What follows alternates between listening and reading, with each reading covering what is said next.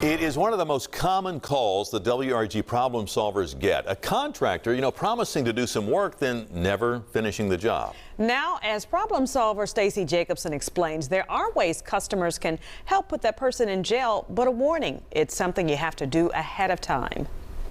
No one could answer my questions. I was getting nowhere. It can feel like an epidemic. He needed another $2,500 to pay his crew. Contractors getting paid to do jobs they never start or finish. He would give me the runarounds. That's why many of the people we talk with also report to law enforcement. But these cases rarely end up in criminal court. The majority of it is handled civilly. Lieutenant Kevin Johnson is with the Memphis Police Economic Crimes Bureau. He explains why they have trouble enforcing a law that's on the books. A lot of times what we get is people have what we would consider a very strong civil case, but it doesn't rise to the level of a criminal case. Here's why. The law making fraud by a home improvement contractor a criminal charge has only been around for 10 years, and the wording is vague.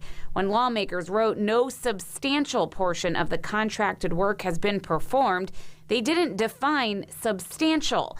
In some cases, it is obvious. Take the July arrest of this man, Bobby Ellis, who police say got paid $35,000 and only did 1 day of work. Luckily, most of the cases that we have prosecuted have been easier in the aspect that no work was done. But in many cases, it's not so clear. That's why officials say they've only prosecuted a handful of contractors in the last 3 years. They tell the problem solvers that could change. Knowing that there's a criminal penalty would definitely, I think, help the citizens in that fewer people will try to take advantage of people like this. What's the biggest inhibitor here to charging more of these people with crimes? Good contracts. To protect yourself, here's what police recommend. If you're signing a contract, make sure it has detailed information of specific work expectations with a timeline.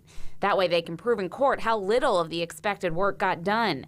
Make sure it also includes an address for the contractor, since the law requires sending a written request for refund.